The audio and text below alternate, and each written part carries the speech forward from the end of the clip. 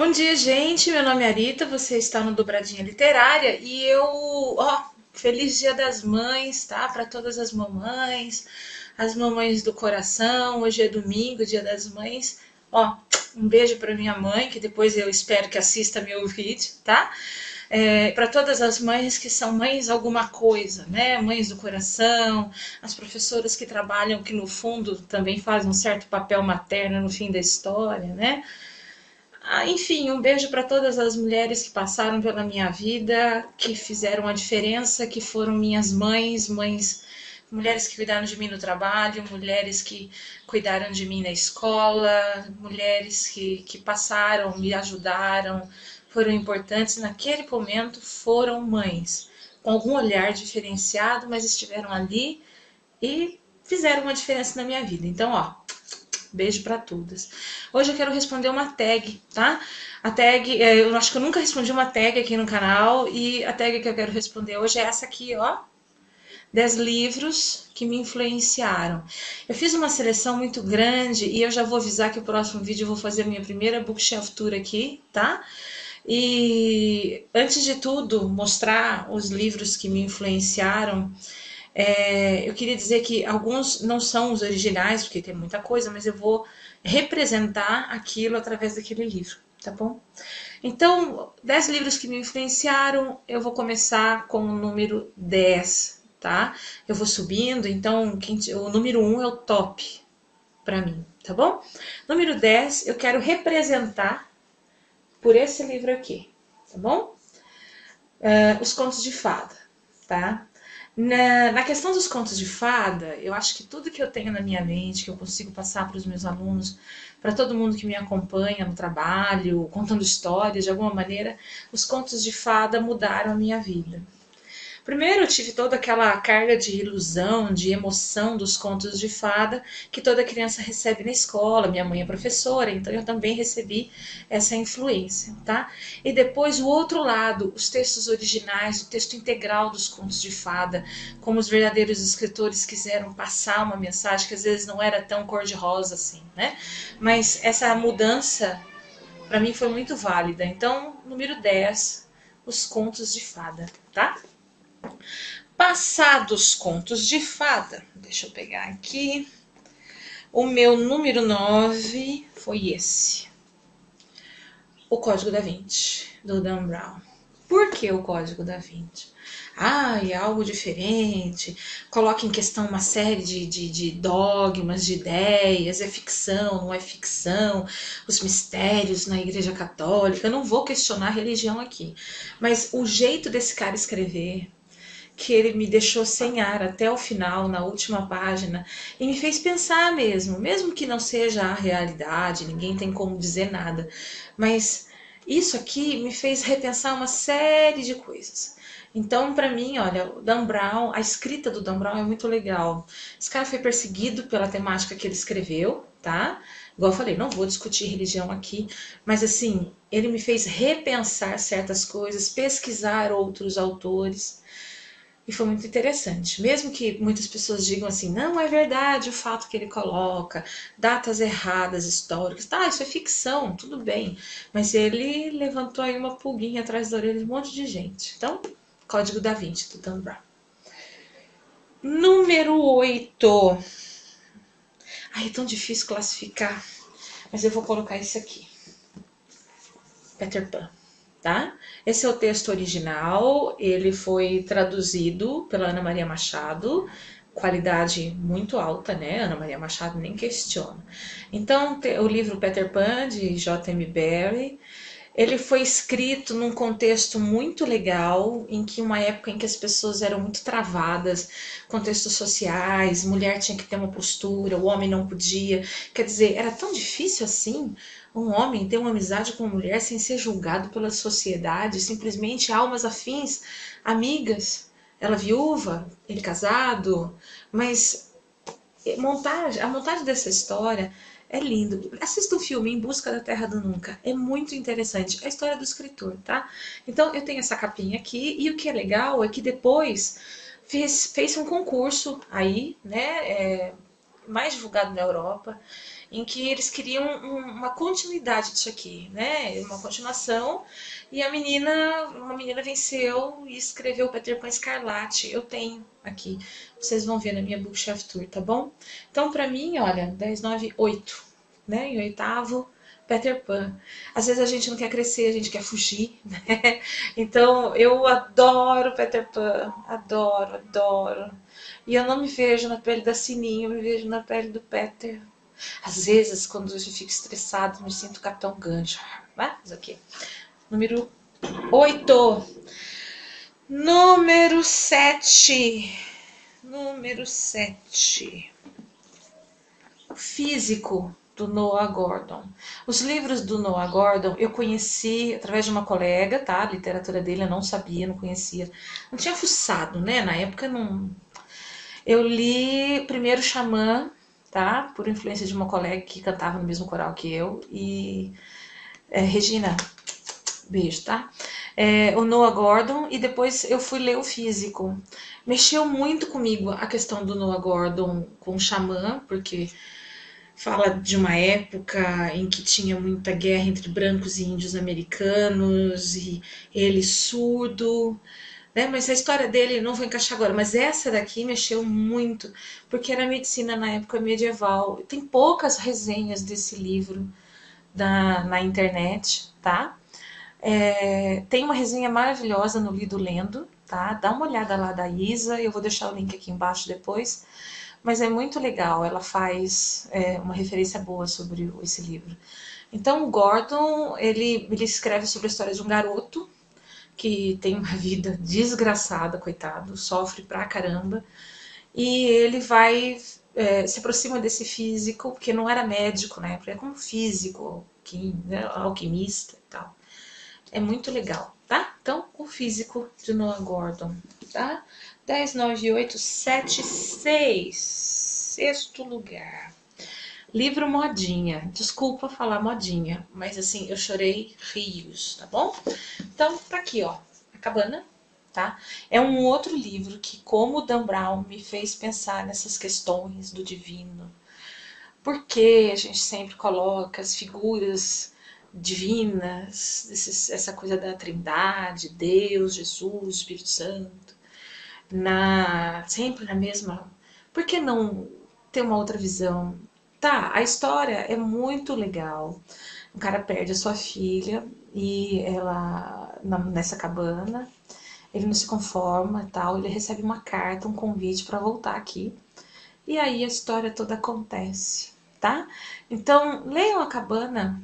Depois tem uma continuidade do livro, mas esse aqui, ó, mexe com a gente. Você fica repensando coisinhas, as formiguinhas ficam assim, ó, o pensamento, tá? Cabana. Depois, olha, 10, 9, 8, 7, 6, quinto lugar. Quinto lugar. Eu vou atrás de um livro um dia, tá? Um dia, do David Nichols. Quando assisti ao filme, eu fiquei doida, porque eu gritei na sala, ainda bem que eu estava sozinha. Não! No final, você tem vontade de matar o David, porque ele faz uma coisa que você não acredita. O livro é a mesma coisa, tá bom? Esse conta a história de dois amigos que eles fazem uma amizade nessa formatura, tá? E aí eles vão ver se um dia, um ano depois, é aquela mesma data, um ano depois, eles vão contando a trajetória dos dois na história. De amigos, amigos coloridos, amigos, né? Amigos. Aí eles se separam e tem uma questão toda de busca de vida, do seu jeito de ser, tá? Então, é lindo. Um dia, do David Nichols, tá? Vamos ver se vocês. Eu faço uma resenha depois só dele, que é lindo, tá bom? Depois eu tenho aqui o livro das Coisas Perdidas, do John Connolly. Eu peguei por acaso esse livro, li, me acabei de. Assim, foi muito bom ler esse livro, porque fala um pouco de mim, eu acho que assim, eu sinto isso, eu tô aqui dentro, né? Então, o livro das Coisas Perdidas, do John Connolly, ele. Aí depois eu passei por uma professora que trabalha comigo, a Clélia, ó. Beijo, Feliz Dia das Mães. Ela ficou doida também com o livro, os nossos alunos por 2 anos seguidos leram, tá? Isso aqui. É uma história muito legal. É a mudança do menino para o homem, essa transição, essa maturidade. É muita coisa junto acontecendo, sentimento, família. Ele achei muito legal, tá? Então ele é um menino que perde a mãe, ele se sente responsável pela morte da mãe, mas não é ela. Ela adoeceu, ficou doente, morreu. E o pai se casa novamente. A mulher é legal, a nova esposa é legal, ela tem um filho, mas é difícil para ele aceitar, né? Esse encaixe na nova família, na nova casa. E aí, como a ilusão da criança, né, cresce, e nós temos aí um garoto que começa a ouvir vozes, o pai manda para o terapeuta, ele tem desmaios, aquela crise emocional toda, e ele começa a ouvir vozes, ele vai seguindo essas vozes até um buraco no jardim. É um período de guerra, tá? O pai também trabalha nesse esquema da guerra para o exército. É um período de bombardeio muito, muito pesado. E ele entra nesse buraco, tem um estrondo enorme. E quando ele se vê ali, para nós, a gente imagina que ele está num outro mundo, um mundo imaginário. E você vai encontrar aqui os personagens dos contos de fada, tá bom? Eu peço a Deus para não me transformar numa Branca de Neve como essa. Ai, credo, é muito mal-humorada. Não, não sou assim. Ela é muito. Ai. Então você começa a ver o outro lado dos personagens no conto de fada: Caçador, Branca de Neve, os anões, o príncipe. Ai, olha, é legal, tá? É um livro para jovens adultos, não é para criança, não. Jovens adultos. Eu acho que 8º ano, né? Vamos por aí, a partir dos 14, 13 anos já tá legal para ler, tá bom? Essa é uma dica aqui. Ai, os 3 últimos. Vou trazer o livro mais importante por último. Bem, eu fiquei completamente apaixonada por essa série, tá? Essa saga. Tô ali como uma tiete adolescente, nos meus 34 anos aí, apaixonada, esperando o filme, ó, por esse aqui, tá bom? Me rendi à Maldição do Tigre, a saga que a Colleen Hooke escreveu, tá? Então, conta a história de 2 príncipes indianos que sofreram uma maldição, se transformaram em tigres. Um tigre branco, de olhos azuis, e o tigre negro, tá? A Kelsey, a menina que tá na nossa década hoje no circo, trabalhando, e aí tem um link entre esses dois, um insight. E aí a história acontece toda ambientada na Índia, mais lá do que aqui. Tem vários outros, A Maldição do Tigre, O Resgate do Tigre, A Viagem do Tigre, tem muita coisa. Tá para sair acho que 1 ou 2 livros novos, mas esse daqui é legal. Também eu aconselho quinto, sexto ano, você pode ler, tá? Não tem nada de excessivo. Mal ela beija, dá um beijinho nele. Ai, Jesus. Mas assim, é muito gostoso, você tem vontade de bater, porque às vezes ela é bem fresquinha. Mas sabe, eu escolhi A Maldição do Tigre e eu prefiro essa série da Maldição do Tigre do que estar escolhendo Crepúsculo. Desculpa aos fãs de Crepúsculo, mas ai, não tem como. Aquele jeitinho da Bella. Ai. Mas esse aqui é legal, tá? A Kelsey é legal, a história, você se apaixona pelos tigres. Eu acabei me apaixonando mais pelo tigre negro. Antes era aquela loucura, né? Ó, o personagem bonzinho. Mas o tigre negro, ele tem uma garra que é muito legal, tá bom? Então, A Maldição do Tigre, 3º lugar. Depois, assistindo a uma resenha do Cabine Literária, eu vou deixar o link aqui embaixo, e eu vi com Danilo explicando esse livro, tá? É um quadro explicando o que eles têm, e eu fiquei assim, ó, adorei. Esse, tá bom? O Oceano no Fim do Caminho, do Neil Gaiman. Eu já conhecia a obra do Neil Gaiman, não só pelos quadrinhos, Sandman, Stardust e Coraline e outras coisas, mas esse aqui é uma coisa mais autobiográfica, é um livro mais escapista. Ele põe elementos mais pessoais, apesar de não assumir muito isso, mas ele põe. O que eu achei interessante, ele escrever toda a história sem dar nome para esse menino, né? O menino, filho, mas ele não tem nome, né? E o que ele fala sobre o tempo. Eu vou fazer uma resenha especial dele, tá? Mas O Oceano no Fim do Caminho tá em 2º lugar. Mexeu com a minha criança interior. Feio, feio isso, New Game, eu chorei até. Ai, vocês falam que eu só choro, mas é legal. O Oceano no Fim do Caminho mexeu com a minha criança interior, com o meu imaginário e deu uma alavancada aí nos meus pensamentos, tá bom? Então, New Gaiman é uma indicação legal para vocês. E o primeiro lugar, a compilação, todos os livros, mexeu com tudo que eu tenho dentro da cabeça, que é essa, Crônicas de Nárnia, tá? É o livro, edição volume único, tá? Do Lewis. Conta a história dos irmãos que acabam passando por um guarda-roupa e caindo no mundo de Nárnia, tá? Essa coisa da inclinação do bem, do mal, todo mundo já viu os filmes, mas os outros livros eu acho que são mais interessantes.